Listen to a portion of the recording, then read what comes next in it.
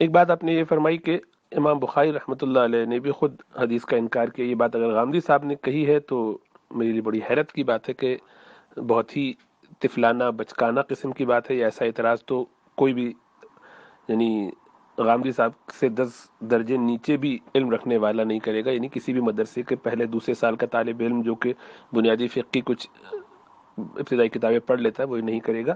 اور جس نے بخاری کی کتاب کو خود اٹھا کے پڑھا اس کو بھی سمجھ میں آ جائے گا, اور وہ نہ سمجھ میں آئے تو کم از کم امام بخاری کا اپنا قول ہی کوئی پڑھ لے گا. اور خود کتاب کا نام ہی اگر پورا لمبا کسی کو یاد ہو کہ الجامع الصحیح المختصر کہہ کے خود امام بخاری اسی طرف اشارہ کر رہے ہیں, تو ایسا کوئی بھی صاحب علم آدمی یہ بات نہیں کہتے. تو میرا خیال ہے کہ یہ بات آپ نے یا تو آپ کو یاد نہیں رہی کہ غامدی صاحب نے کہی ہے یا کہیں لکھی ہے, یا ہو سکتا ہے انہوں نے ویسے ہی روا روی میں ایک بات ایسے کہہ دی ہو کہ کبھی بات کا وزن بڑھانے کے لیے یا مزاحن یا ویسے ہی جیسے کہنا چاہیے کہ ایک ہی ویسے ہی جیسے کہنا چاہیے تکا یا کھینچ دیا, ایسی بس بات کرتے ہوئے کہہ دیا. تو یہ ممکن ہے, انسان ایسا کبھی کبھی کر لیتا ہے باتوں میں, یہ تو ہو سکتا ہے. لیکن انہوں نے یہ بات اگر واقعی علمی طور پر کہیں لکھی ہے کسی کتاب میں تو ضرور مجھے اس کا حوالہ دیجیے, کیونکہ اس پر تو زبردست قسم کا تعاقب کیا جا سکتا ہے.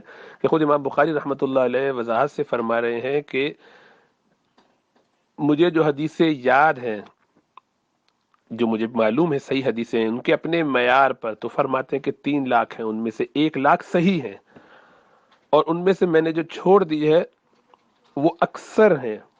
اور وجہ بھی بتاتے لکئی لا یطول الکتاب, تاکہ کتاب طویل نہ ہو جائے. اور اس کے نام میں لکھتے ہیں کہ یہ المختصر ہے, یہ کنسائز میں نے نکالی ہے, سلیکشن ہے میری پوری حدیث کے نچوڑ میں سے.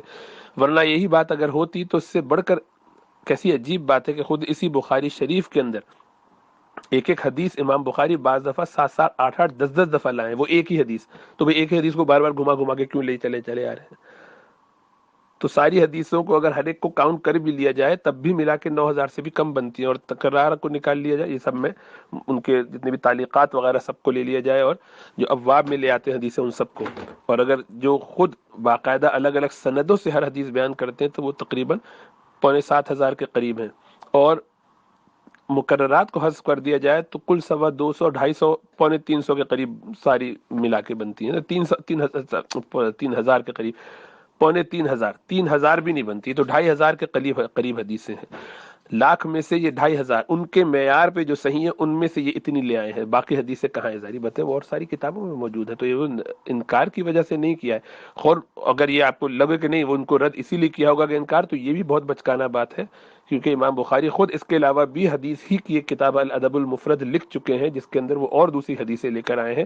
اور مزے کی بات یہ کہ خود اسی کو ناصر الدین البانی صاحب کا آپ نے نام لیا کہ وہ بھی بہت سی حدیثوں کا رد کرتے ہیں. وہ اپنے علم اور فہم کے حساب سے کرتے ہیں, انکار حدیث نہیں کرتے. وہ ان کی صحت کے بارے میں اتنے پرتشدد ہیں کہ ان کو جہاں بھی کسی راوی کے بارے میں کوئی خیال آتا ہے وہ بات پڑھتے ہیں کسی ایک امام کی اور ان کی طرف میلان ہوتا ہے تو اس کو رد کر دیتے ہیں. اور بعض اوقات بھول بھی جاتے ہیں, ایک جگہ یہاں یہ رد کرتے دوسری جگہ اسی کو قبول بھی کر لیتے ہیں کہ مسئلہ کون سا ہے. تو وہ چونکہ سلفی مینٹیلٹی کے ہیں اس حساب سے چلتے ہیں. اور ظاہر بات ہے انسان ہے تو انسان بہت ساری چیزیں کبھی ادھر ادھر کر بھی دیتا ہے. تاہم بہرحال ان کا بڑا کام ہے, بہت حدیثوں پر انہوں نے محنت کی ہے اور اس کو باقاعدہ پرکھا ہے, دیکھا ہے. لیکن وہ حدیث کی سند پہ یہ راویان کی صحت پہ حکم لگاتے ہیں. اور انہوں نے خود امام بخاری کی الادب المفرد جو ہے اس میں سے بھی 400 حدیثوں کو ضعیف قرار دے دیا ہے 1200 میں سے. یعنی وہ یہ کہتے ہیں کہ یہ صحیح ادب المفرد ایک کتاب الگ شائع کر دی, اور یہ ضعیف ادب المفرد وہ انہوں نے ہر کتاب کے ساتھ یہ آپریشن کیا ہے. یعنی اس میں بہت پرتشدد ہے. چنانچہ انہوں نے جو ہے وہ ترغیب و ترہیب میں بھی صحیح اور ضعیف جو حدیثی کتابیں ہوتی ہیں, یہ علامہ منذری والی اور بھی صحیح ترغیب و ترہیب اوروں کی بھی, امام رافعی وغیرہ کی بھی, ان پہ تو نہیں انہوں نے شاید تعرض کیا میرے ان کے تک. لیکن جن جن کتابوں پہ انہوں نے کیا ہے, کئی ایک کتابیں ہیں وہ ان میں سے صحیح اور ضعیف کو الگ الگ کر کے چھاپ دیتے ہیں. ان کا ایک طریقہ ہے اپنا, اللہ ان کی مغفرت فرمائے, رحمت فرمائے. بہرحال ان کا یہ طریقہ اختلافی اتفاقی اس کو چھوڑ دیتے ہیں. یہ حدیث کا انکار نہیں ہوتا, حدیث کی صحت کو نہ ماننا ایک الگ چیز ہے. یہاں غامدی صاحب کی رائے اور ان لوگوں کے انکار کی رائے میں یہ بہت فرق ہے. یہاں ہم یہ کہہ رہے ہیں کہ غامدی صاحب یہ کہتے ہیں کہ ہم اس کو قرآن کی اگر اصول سے ٹکرائے گا تو ہم قبول نہیں کریں گے. یہ بالکل حنفیوں کا مسئلہ ہے, اس میں کوئی اختلاف نہیں ہے. جو مسئلہ ہے وہ آگے آتا ہے, اس کو الگ سے بیان کرتا ہوں.